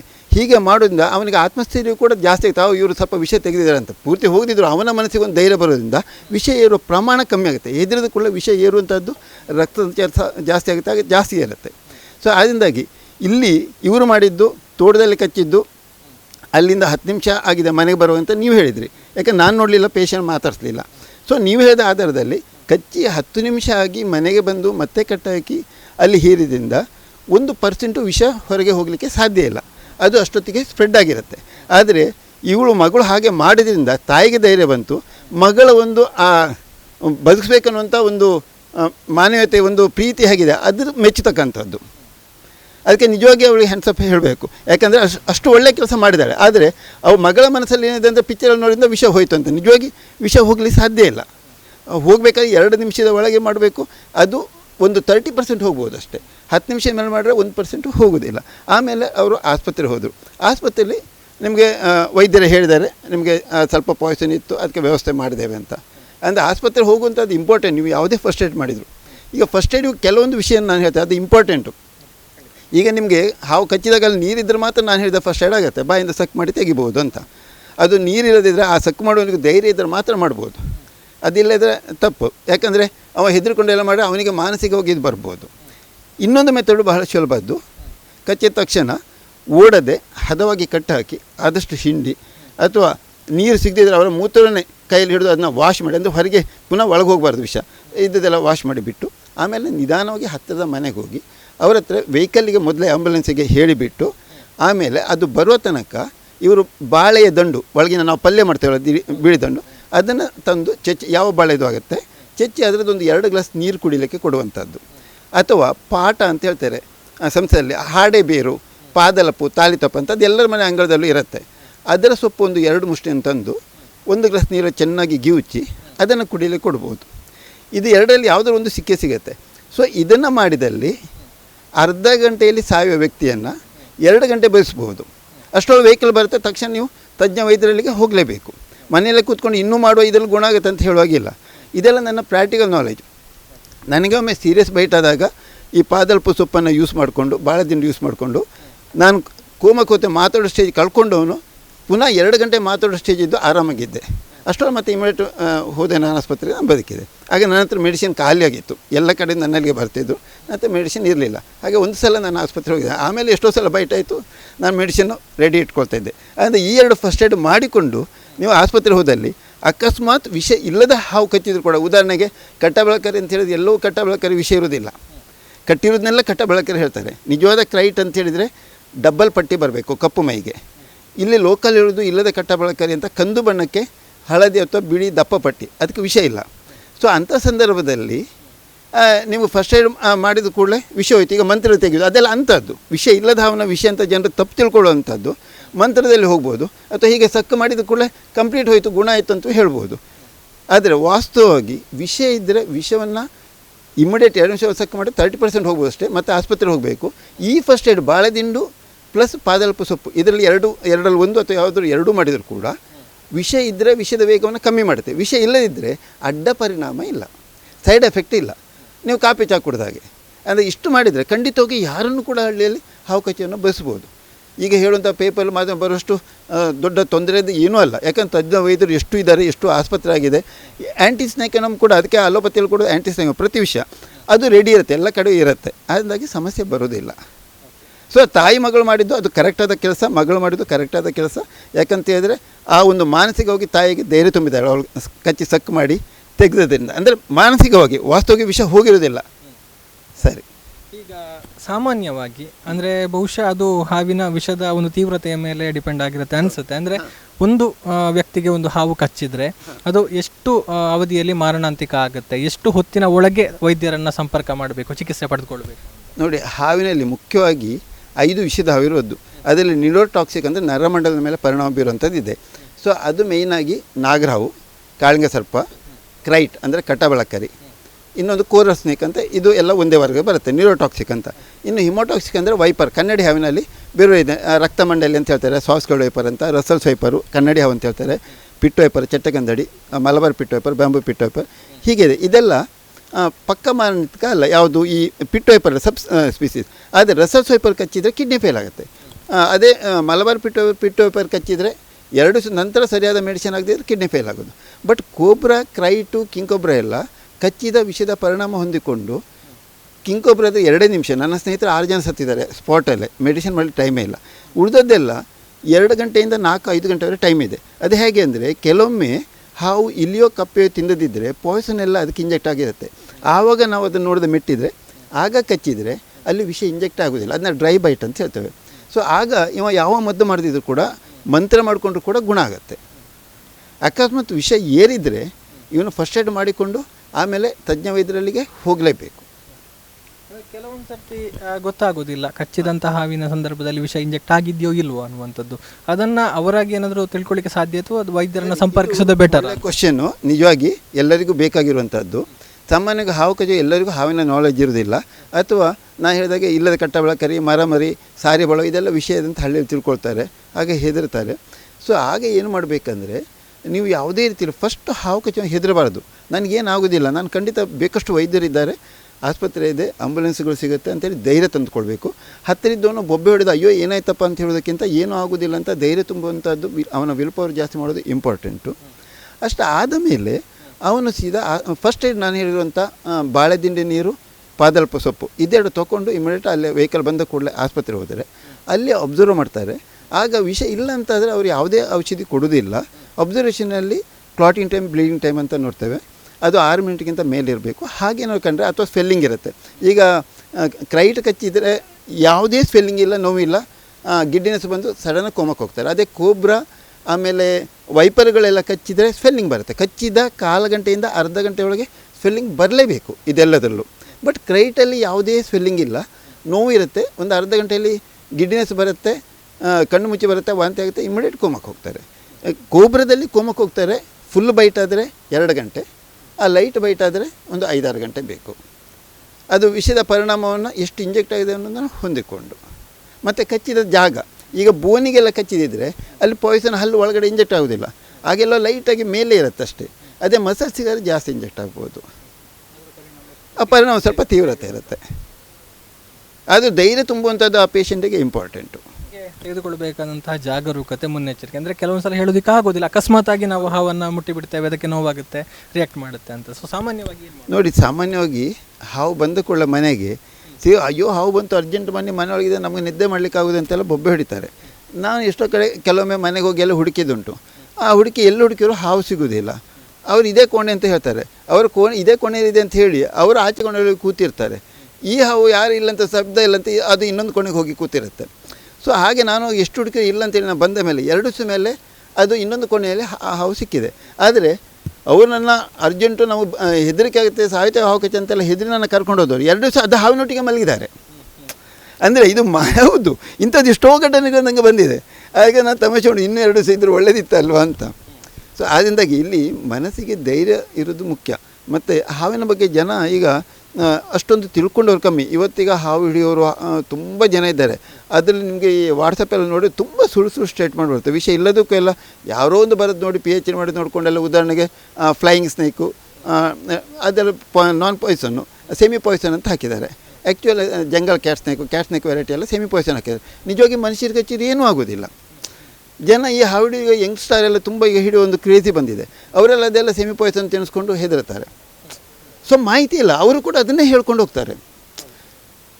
ಹೌದು, ಯಾಕೆಂದ್ರೆ ನಾನಿಲ್ಲಿ 40 ವರ್ಷದಿಂದ 36 ಜಾತಿ ಹಾವನ್ನು ಸಾಕ್ಕೊಂಡು ಅದ್ರ ಬಗ್ಗೆ ಸ್ಟಡಿ ಮಾಡಿ ಅದನ್ನ ಕಡಿಸ್ಕೊಂಡು ಮೆಡಿಸಿನ್ ನೋಡಿಕೊಂಡು ಇದು ಮಾಡಿದವನು. ಅಂದಾಗಿ ನನಗೆ ಮತ್ತು ಹಾವು ಕಚ್ಚಿದ್ರು ಇಲ್ಲಿ ಬರ್ತಾರೆ. ಸಣ್ಣ ಮಗುವಿಂದ ಹಿಡಿದು ನನಗೆ 2 ತಿಂಗಳ ಮಗುವಿಗೂ ಕೂಡ ಹಾವು ಬೈಟ್ ಬಂದಿದೆ, ಸ್ನೇಕ್ ಬೈಟು. ಸೊ ಅದನ್ನಾಗಿ ಅದ್ರ ಬಗ್ಗೆ ತೋರೋ ನಾಲೆಜ್ ಇದೆ. ಹಾಗೆ ನಾನು ಅಷ್ಟು ಕರಾರೋಕ್ಕಾಗಿ ನಿಮಗೆ ಸ್ಟೇಟ್ಮೆಂಟ್ ಕೊಡ್ತಾ ಇರೋದು. ಎಸ್, ಈಗ ಕೆಲವೊಂದು ಹಾವುಗಳ ಕಡಿತದ ಬಗ್ಗೆ ಜನರಲ್ಲಿ ಒಂದಷ್ಟು ಅಭಿಪ್ರಾಯಗಳು ಅಥವಾ ಇದಿರುವಂಥದ್ದು, ಅಂದರೆ ಅದು ಕಚ್ಚಿದರೆ ಕೊಳೆಯುತ್ತೆ, ಇದು ಕಚ್ಚಿದರೆ ಹೀಗಾಗುತ್ತೆ ಹಾಗಾಗುತ್ತೆ ಅನ್ನುವಂಥದ್ದು, ಅದೆಲ್ಲ ಹೇಗೆ, ಎಷ್ಟರ ಮಟ್ಟಿಗೆ ಸತ್ಯ, ಏನೆಲ್ಲ? ವಾಸ್ತವವಾಗಿ ವೈಪರ್ ಬೈಟ್ ಆದರೆ ಸರಿಯಾಗಿ ಮೆಡಿಸಿನ್ ಆಗದಿದ್ರೆ ಅಥವಾ ಸರಿಯಾಗಿ ಮೆಡಿಸಿನ್ ಮಾಡಿದರೂ ಕೂಡ ಕೆಲವು ಶರೀರ ಪ್ರಕೃತಿ ಮೇಲೆ ಆ ಭಾಗ ಗುಳ್ಳೆ ಬಂದು ಕೊಳೆಯಲಿಕ್ಕೆ ಶುರುವಾಗುತ್ತೆ. ಆಗ ಅದಕ್ಕೆ ಸರಿಯಾದ ಮದ್ದು ಮಾಡಲೇಬೇಕು. ಸಾಮಾನ್ಯ 90% ವೈಪರ್ ಕಚ್ಚಿದವರಿಗೆ ಕೊಳೆಯುವಂಥದ್ದು ಇರುತ್ತೆ. ಬಟ್ ಕೋಬ್ರದಲ್ಲಿ ಎಲ್ಲೋ ಒಂದು 10-20% ಒಳಗಡೆ ಕೆಲವರಿಗೆ ವಿಷ ತುಂಬ ಇಂಜೆಕ್ಟ್ ಆದಿದ್ದರೆ ಪಾಯ್ಸನ್ ನ್ಯೂಟ್ರಲ್ ಆದ ಮರುದಿವಸವೇ ಆ ಭಾಗ ಕಪ್ಪಾಗಿ ಅಲ್ಲಿ ಕೊಳ್ಳಲಿ ಶುರುವಾಗುತ್ತೆ. ಸೊ ಅದು ಗುಣ ಆಗಲಿಕ್ಕೆ ಕೆಲವರಿಗೆ 1 ತಿಂಗಳು ಬೇಕು, ಕೆಲವರಿಗೆ 2 ತಿಂಗಳು ಬೇಕು. ಅದಕ್ಕೆ ಎಲ್ಲ ಮೆಥಡಲ್ಲೂ ಮೆಡಿಸಿನ್ ಇದೆ. ಇವನ್ನು ಆಯುರ್ವೇದಿಕ್ ಇದೆ, ಅಲೋಪತಿ ಇದೆ, ಹೋಮಿಯೋಪತಿ ಇದೆ. ಅವ್ರು ಸರಿಯಾದ ವೈದ್ಯನ ಹುಡ್ಕೊಂಡು ಮಾಡಿದರೆ ಖಂಡಿತವಾಗಿ ಗುಣ ಆಗುತ್ತೆ. ಅದೇನು ಲೈಫ್ ಲಾಂಗು ಬರೋದಿಲ್ಲ. ಇದರ ಪರಿಣಾಮಗಳು ಹೇಗಿರುತ್ತೆ ಅಂದರೆ, ಈಗ ಒಂದು ಸಲಕ್ಕೆ ಚಿಕಿತ್ಸೆ ಮಾಡಿಸಿಕೊಂಡ್ರು ಅಲ್ಲಿಗೆ ಶಾಶ್ವತವಾದ ಒಂದು ಚಿಕಿತ್ಸೆ ಪರಿಹಾರ ಸಿಗುತ್ತಾ, ಅಥವಾ ಮತ್ತೆ ಏನಾದರೂ ಒಂದು ಸ್ವಲ್ಪ ಟೈಮ್ ಬಿಟ್ಟು ಏನಾದರೂ ಕಾಣಿಸಿಕೊಳ್ಳುವಂಥ ತೊಂದರೆಗಳು ಕಾಣಿಸಿಕೊಳ್ಳುವಂಥ ಸಾಧ್ಯತೆ? ನೋಡಿ, ಸರಿಯಾದ ವೈದ್ಯರಲ್ಲಿ ಹೋದರೆ ಸರಿಯಾಗಿ ಪಥ್ಯ ಮಾಡಿದರೆ ಆಸ್ಪತ್ರೆ ಬಿಡುಗಡೆ ಆದ ಮೇಲೆ ಅಲೋಪತಿ ಇರಲಿ ಆಯುರ್ವೇದಿಕ್ ಇರಲಿ ಒಂದಷ್ಟು ದಿನ ಪಥ್ಯ ಹೇಳ್ತಾರೆ, 1 ವಾರ 2 ವಾರ 1 ತಿಂಗಳು ಆದಷ್ಟು ಡಯಟ್ ಮಾಡಿಕೊಂಡ್ರೆ ಮತ್ತು ಖಂಡಿತವಾಗಿ ಅವನ ಲೈಫ್ ಲಾಂಗ್ ಅದರಿಂದಾಗಿ ಯಾವುದೇ ತೊಂದರೆಗಳು ಬರೋದಿಲ್ಲ. ಅವನು ಮಾನಸಿಕವಾಗಿ ಏನಾದ್ರು ಮೈಕೆ ನೋವು ಬಂದರು ಅಥವಾ ಇಂಥವ್ರು ಬಂದರು ಅದು ಹಾವು ಕಚ್ಚಿದಿರ್ಬೋದು ಅಂತ ಹೇಳ್ಕೊಂಡು ಹಾಗೆ ಹೋಗ್ತಾರೆ ವಿನ ವಾಸ್ತವವಾಗಿ ಯಾವುದೇ ಅಡ್ಡ ಪರಿಣಾಮ ಮತ್ತೆ ಬರೋದಿಲ್ಲ. ಬರೋದು ಏನಿದ್ರು 1-2 ತಿಂಗಳ ಒಳಗಡೆ. ಈಗ ನಮ್ಮದು ಹೇಳಿ ಕೇಳಿ ಗುಡ್ಡಗಾಡು ಪ್ರದೇಶ, ತೋಟಗಳಿರುವಂಥ ಪ್ರದೇಶ, ಇಲ್ಲಿ ಹಾವುಗಳ ಓಡಾಟ ಸಾಮಾನ್ಯ, ತಾವೇ ಹೇಳಿದ ಹಾಗೆ. ಜನರು ಏನು ಮುನ್ನೆಚ್ಚರಿಕೆ ತೆಗೊಳ್ಳಬಹುದು? ಸಾಮಾನ್ಯವಾಗಿ ಹಾವಿಲ್ಲದ ಪ್ರದೇಶ ಇಲ್ಲ. ಜನ ಏನು ಮಾಡಬೇಕಂದ್ರೆ ರಾತ್ರಿ ಹೊತ್ತಿಗೆ ಮೊದಲು ಹೇಗಿತ್ತು ಅಂತ ಚರ್ಪರ ಮೆಟ್ಟು ಅಂತ ಒಂದು ಯೂಸ್ ಮಾಡ್ತಾಯಿದ್ರು ಒಂದು 40 ವರ್ಷ ಹಿಂದೆ. ಅಂದರೆ ಚರ್ಮದ ಚಪ್ಪಲ್ ಅದು. ಹಿಂದಿನ ಕೈಯಲ್ಲಿ ಒಂದು ಟಾರ್ಚ್ ಇರ್ತಿತ್ತು, 2 ಶೆಲ್ಲಿದ್ದು ಟಾರ್ಚ್ ಅಥವಾ 4 ಶೆಲ್ಲಿದ್ದು ಟಾರ್ಚು. ಈ ನಡ್ಕೊಂಡು ಹೋಗೋ ಚರಪರ ಅಂತ ಶಬ್ದ, ಅದಕ್ಕೆ ಚರ್ಪರ ಮೆಟ್ಟು ಅಂತ ಹೆಸರು ಹಳ್ಳಿಗಾಡಿನಲ್ಲಿ. ಅದನ್ನು ಹಾಕ್ಕೊಂಡು ಹೋಗ್ತೇವೆ. ಆಗ ಈ ಶಬ್ದಕ್ಕೆ ಹಾವುಗಳಿದ್ದರೂ ಸೈಡ್ ಹೋಗ್ತಿದ್ದವು. ಸೊ ಈಗ ಆ ಫ್ಯಾಷನ್ ಇಲ್ಲ. ಅಂದಾಗಿ ಇವಾಗ ಏನಂತ ಹೇಳಿದರೆ ಮೊಬೈಲ್ ಟಾರ್ಚನ್ನು ಬಿಟ್ಟು ಚೇಂಜ್ ಮಾಡಿಕೊಂಡು ಸ್ವಲ್ಪ ಅದು ಹಿಂದಿನ ಕಾಲಕ್ಕೆ 2 ಶೆಲ್ಲಿದೋ 4 ಶೆಲ್ಲಿದೋ ಟಾರ್ಚ್ ಇಟ್ಕೊಂಡು ಹೋಗ್ಬೇಕು. ರಾತ್ರಿ ಹೋಗುವಾಗ ಮೊಬೈಲ್ ಟಾರ್ಚ್ ಉಂಟು ಅಂತ ಹೇಳಿದವರಿಗೆ ಕಚ್ಚಿತ್ತು ಜಾಸ್ತಿ. ಯಾಕಂದರೆ ಮೊಬೈಲ್ ಟಾರ್ಚ್ ಇಟ್ಕೊಂಡು ಹೋದರೆ ಎದುರಿನವನು ನಮಗೆ ಡಿಕ್ಕಿ ಹೊಡೆಯೋದಿಲ್ಲ, ವಿನ ಕಾಲಡಿ ಇರುವಂಥದ್ದು ಕಾಣೋದಿಲ್ಲ ಅಷ್ಟು ಕ್ಲಿಯರಾಗಿ. ಅದರಿಂದಾಗಿ ಆದಷ್ಟು ಒಳ್ಳೆಯ ಟಾರ್ಚನ್ನು ಹಿಡ್ಕೊಂಡು ರಾತ್ರಿ ತಿರುಗುವಾಗ ಹಾವಿಗೆ ಮನುಷ್ಯ ಬರುತ್ತಂತ ಗೊತ್ತಿಲ್ಲ, ಮನುಷ್ಯರ ಹತ್ರ ರಾತ್ರಿ ಹಾವಿರುತ್ತೆ ಅಂತ ಗೊತ್ತಿರುತ್ತೆ. ಅದರಿಂದಾಗಿ ಮನುಷ್ಯರ ಜಾಗ, ಯಾಕಂದರೆ ಹಾವು ಮುಗ್ದ ಮೆಟ್ಟಿದ್ರೆ ಮಾತ್ರ ಕಚ್ಚೋದು. ಮನುಷ್ಯ ಅವನಷ್ಟು ಹೋದು ಇನ್ನೊಬ್ಬ ಬಂದು ಚೂರಿ ಹಾಕ್ತಾನೆ. ಅದು ಬಿಟ್ಟು ಹಾವು ಹಾಗಲ್ಲ, ನೀವು ಮೆಟ್ಟಿದ್ರೆ ಮಾತ್ರ ಕಚ್ಚು, ಹಾಗೆ ಇಟ್ಕೊಳ್ಳೋದಿಲ್ಲ. ಅದೆಲ್ಲ ಕಟ್ಟುಕತೆಗಳು. ಅದರಿಂದಾಗಿ ನೀವು ನಡ್ಕೊಂಡು ಹೋಗುವಾಗ ಕಾಲಡಿ ಟಾರ್ಚ್ ಹಾಕೊಂಡು ಹೋಗಬೇಕು. ಮತ್ತು ನೀವು ಅರ್ಜೆಂಟಾಗಿ ಕೋಳಿ ಮೊಟ್ಟೆ ತೆಗಿಬೇಕು ಅಂತಿದ್ದರೆ ಹಗಲಲ್ಲೂ ಕೂಡ ಕೋಳಿ ಮೊಟ್ಟೆಗೆ ಒಂದು ಟಾರ್ಚ್ ಹಾಕಿ ನೋಡಿ ಅಲ್ಲಿ ಮೊಟ್ಟೆ ಮಾತ್ರ ಇರೋದು ಕೋಳಿ ಮಾತ್ರ ಇರೋದು, ಅದರೊಟ್ಟಿಗೆ ಹಾವು ಮೊಟ್ಟೆ ತಿನ್ನಲಿಕ್ಕೆ ಬಂದಿದೆ ಅಂತ ನೋಡಬೇಕು. ವರ್ಷಕ್ಕೆ ಒಂದು 3-4 ಕೇಸು ಮೊಟ್ಟೆ ತೆಗೆಯುವಾಗ ಹಾವು ಕಚ್ಚಿದ್ದು ಬರುತ್ತೆ. ಇವರು ಅರ್ಜೆಂಟಾಗಿ ಆಮ್ಲೆಟಿಗೆ ಅಂತ ಕೈ ಹಾಕ್ತಾರೆ, ಅಲ್ಲಿ ಬೈಟ್ ಆಗುತ್ತೆ. ಸೊ ಆದ್ದರಿಂದಾಗಿ ಕೋಳಿ ಸಾಕೋರ ಮನೆಯಲ್ಲಿ ಮೊಟ್ಟೆ ತೆಗೆಯುವಾಗೆಲ್ಲ ಅಲ್ಲಿ ಹಾವು ಉಂಟಂತ ಟಾರ್ಚ್ ಹಾಕಿ ಕನ್ಫರ್ಮ್ ಮಾಡಿ ಕೈ ಹಾಕಬೇಕು. ಇನ್ನು ಸೌದೆ ಕಟ್ಟಿಗೆ ಸೌದೆ ತೆಗೆಯುವಾಗ ಕೆಲವರಿಗೆ ಕಚ್ಚುತ್ತೆ. ಆಗ ನೀವು ಸೌದೆ ತೆಗೆದು ಏನು ಮಾಡಬೇಕಂದ್ರೆ ಸ್ವಲ್ಪ ಶಬ್ದ ಮಾಡ್ಕೊಳ್ಬೇಕು. ಯಾಕೆ ಕಟ್ಟಿಗೆ ರಾಶಿ ಇಲ್ಲಿರುವಾಗ ಸಹಜವಾಗಿ ಯಾವುದೇ ಹಾವು ಬರೋದು, ಇಂಥದ್ದೇ ಹಾವು ಅಂತಲ್ಲ. ಸೊ ಆಗ ನೀವು ಸೌಂಡ್ ಮಾಡಿದರೆ ಹಾವಿಗೆ ಭಯ ಆಗಿ ಸ್ವಲ್ಪ ಹಿಂದೆ ಹೋಗುತ್ತೆ. ಮತ್ತು ಟಾರ್ಚ್ ಹಾಕಿ ನೋಡಿಯೇ ತೆಗಿಬೇಕು. ಯಾವಾಗಲೂ ಬೆಳಗ್ಗೆ ಹಗಲಲ್ಲಾದರೂ ಕೂಡ ನೀವು ಆ ಕತ್ತಲೆ ಪ್ರದೇಶ ಆದರೆ ಅಲ್ಲಿ ಟಾರ್ಚ್ ಹಿಡ್ಕೊಂಡು ನೋಡ್ಕೊಂಡೇ ಬರಬೇಕು. ಮತ್ತು ಯಾವಾಗ ನಡ್ಕೊಂಡು ಹೋಗಲು ಅಷ್ಟೇ, ಮಧ್ಯಾಹ್ನ ಹೊತ್ತಿಗೆ ಈಗ ಬಾಯಾರಿಕೆ ಇರುತ್ತೆ. ಈಗ ತೋಟದಲ್ಲಿ ಸ್ಪ್ರಿಂಕ್ಲರ್ ಹಾಕುವಾಗ ತಂಪಿಗೆ ಬಂದಿರುತ್ತೆ. ನೀವು ಸ್ಪ್ರಿಂಕ್ಲರ್ ಕುಟ್ಟಿ ನೋಡಿಕೊಂಡು ಮರ ನೋಡ್ಕೊಂಡು ಹೋಗೋದಲ್ಲ, ಕಾಲಡಿಯು ಸ್ವಲ್ಪ ನೋಡ್ಕೊಂಡು ಹೋದರೆ ಸೇಫ್. ಇಷ್ಟು ಜಾಗ್ರತೆ ಮಾಡಿಕೊಂಡು ಖಂಡಿತವಾಗಿ ಹಾವಿನ ಕಡಿತವನ್ನು ಭಾಳಷ್ಟು ಅವಾಯ್ಡ್ ಮಾಡ್ಬೋದು. ಮೇಯ್ನ್ ಮೊಬೈಲ್ ಟಾರ್ಚಿಂದ ತೊಂದರೆ ಆಗೋದು. ಮಾಮೂಲಿ ಟಾರ್ಚನ್ನು ಹಿಡ್ಕೊಂಡು ಹೋದರೆ ಕ್ಲಿಯರ್ ಗೊತ್ತಾಗುತ್ತೆ. ಮತ್ತು ಮಾತಾಡ್ಕೊಂಡು ಹೋಗೋದು ಕೂಡ ಅದಕ್ಕೋಸ್ಕರ ಆ ವೈಬ್ರೇಷನ್ಗೆ ಸ್ವಲ್ಪ ಇದು ಮಾಡೋದು. ಥ್ಯಾಂಕ್ ಯು ಸರ್, ಒಂದಷ್ಟು ವಿಚಾರಗಳನ್ನು ಹಾವಿನ ಬಗ್ಗೆ ತಿಳಿಸಿಕೊಟ್ಟದಕ್ಕಾಗಿ. ಇದು ಖ್ಯಾತ ಊರಗ ತಜ್ಞ, ಪುತ್ತೂರಿನಲ್ಲಿ ಪ್ರಸಿದ್ಧಿಯನ್ನು ಪಡೆದಿರುವಂತಹ ಡಾಕ್ಟರ್ ರವೀಂದ್ರನಾಥ್ ಐತಾಳ್ ಅವರು ಕೊಟ್ಟಿರುವಂತಹ ಮಾಹಿತಿ. ಅಂದರೆ ಈ ಒಂದು ಪ್ರಕರಣದಲ್ಲಿ ಅಂದರೆ ಈ ರೀತಿಯ ಪ್ರಥಮ ಚಿಕಿತ್ಸಾ ವ್ಯವಸ್ಥೆ ಕೂಡ ಇದೆ. ಅದರಲ್ಲೂ ಕೂಡ ಈ ಒಂದು ವಿದ್ಯಾರ್ಥಿನಿ ಮಾಡಿರುವಂಥ ಕೆಲಸದಿಂದ ಅವರ ತಾಯಿಗೆ ಧೈರ್ಯ ಬಂದಿದೆ. ಆ ಮೂಲಕ ಅವರಿಗೆ ಒಂದಷ್ಟು ಧೈರ್ಯ ಬಂದು ಅವರು ಆದಷ್ಟು ಬೇಗ ಇದರಿಂದ ಚೇತರಿಸಿಕೊಳ್ಳುವಲ್ಲಿ ಸಹಕಾರಿ ಆಗಿದೆ ಅನ್ನುವಂಥದ್ದು. ಸೊ ಒಟ್ಟಾರೆಯಾಗಿ ಇದು ಈ ಒಂದು ಹಾವಿನ ಕಡಿತಕ್ಕೆ ಒಳಗಾದಂತಹ ಮಹಿಳೆ ಮಮತಾ ಇರ್ಬೋದು, ಈ ರೀತಿಯ ಒಂದು ವಿಷಯುಕ್ತ ರಕ್ತವನ್ನು ಸಕ್ ಮಾಡಿ ತೆಗೆದು ತಾಯಿಯ ಜೀವ ಉಳಿಸುವಲ್ಲಿ ಒಂದು ಸಹಕಾರವನ್ನು ಕೊಟ್ಟಂತಹ ಅವರ ಮಗಳು ಶಮ್ಯರ ಇರ್ಬೋದು, ಅವರನ್ನು ಆಸ್ಪತ್ರೆಗೆ ದಾಖಲಿಸುವಲ್ಲಿ ನೆರವಾದಂತಹ ಗ್ರಾಮ ಪಂಚಾಯತ್ ಸದಸ್ಯ ಶರತ್ ಕುಮಾರ್ ಮಾಡವು ಇರ್ಬೋದು, ಜೊತೆಗೆ ಅವರ ಸ್ನೇಹಿತೆ, ಜೊತೆಗೆ ಅವರಿಗೆ ಚಿಕಿತ್ಸೆಯನ್ನು ಕೊಟ್ಟಂತಹ ವೈದ್ಯರು ಹೇಳಿರುವಂತಹ ಮಾತುಗಳು, ಜೊತೆಗೆ ಹಾವುಗಳು ಯಾವ ಥರ ಅಥವಾ ಹಾವುಗಳು ಕಚ್ಚಿದರೆ ಹೇಗೆ ಮುಂಜಾಗೃತಿಯನ್ನು ತೆಗೆದುಕೊಳ್ಳಬೇಕು, ಏನೆಲ್ಲ ಎಚ್ಚರಿಕೆಯನ್ನು ವಹಿಸಬೇಕು ಅನ್ನುವಂಥ ಬಗ್ಗೆ ಖ್ಯಾತ ಊರಗ ತಜ್ಞ ಡಾಕ್ಟರ್ ರವೀಂದ್ರನಾಥ್ ಐತಾಳ್ ಅವರು ಕೊಟ್ಟಿರುವಂತಹ ಮಾಹಿತಿ. ಸೊ ಯಾರೂ ಕೂಡ ಸೂಕ್ತವಾದ ತರಬೇತಿ ಇಲ್ಲದೆ ಅಥವಾ ಯಾವುದೋ ಗೊಂದಲಕ್ಕೆ ಒಳಗಾಗಿ ಯಾವುದೇ ಅನಾಹುತಗಳನ್ನು ಮಾಡಿಕೊಳ್ಳಬೇಡಿ. ಇದಕ್ಕೆ ಅದರದ್ದೇ ಆದ ಪ್ರಥಮ ಚಿಕಿತ್ಸಾ ವ್ಯವಸ್ಥೆಗಳು ಇದೆ ಅನ್ನುವಂಥ ಮಾತನ್ನು ಕೂಡ ಐತಾಳರು ಹೇಳಿದ್ದಾರೆ. ಸೊ ಯಾವುದೇ ಹಾವು ಕಚ್ಚಿದ್ರೂ ಕೂಡ ನಿಮಗೆ ಅದರ ಬಗ್ಗೆ ಖಚಿತವಾದ ಸ್ಪಷ್ಟತೆ ಸಿಗದಿದ್ದರೆ ಅಥವಾ ಅರಿವಾಗದಿದ್ದರೆ ನೇರವಾಗಿ ಆದಷ್ಟು ಬೇಗ ಒಂದು ಅದಕ್ಕೆ ಬೇಕಾದಂಥ ವ್ಯವಸ್ಥೆಗಳನ್ನು ಹೇಳಿದರೆ ಅದನ್ನು ಮಾಡಿಕೊಂಡು ಆಸ್ಪತ್ರೆಗೆ ಬಂದು ತಜ್ಞ ವೈದ್ಯರನ್ನು ಭೇಟಿಯಾಗಿ ಅನ್ನುವಂಥ ಒಂದು ಮಾತನ್ನು ಹೇಳಿರುವಂಥದ್ದು. ಸೊ ಈ ನಿಟ್ಟಿನಲ್ಲಿ ಒಂದು ಅರಿವು ಎಲ್ರಿಗೂ ಇರಲಿ ಅನ್ನುವಂಥ ಒಂದು ಆಶಯದೊಂದಿಗೆ ಶೇಖರ್ ಜಮಾರ್, ಸುಧಾಕರ್ ಪಡಿ ಜೊತೆಗೆ ಗೌತಮ್ ಶೆಟ್ಟಿ, ಸುದ್ದಿ ನ್ಯೂಸ್, ಪುತ್ತೂರು.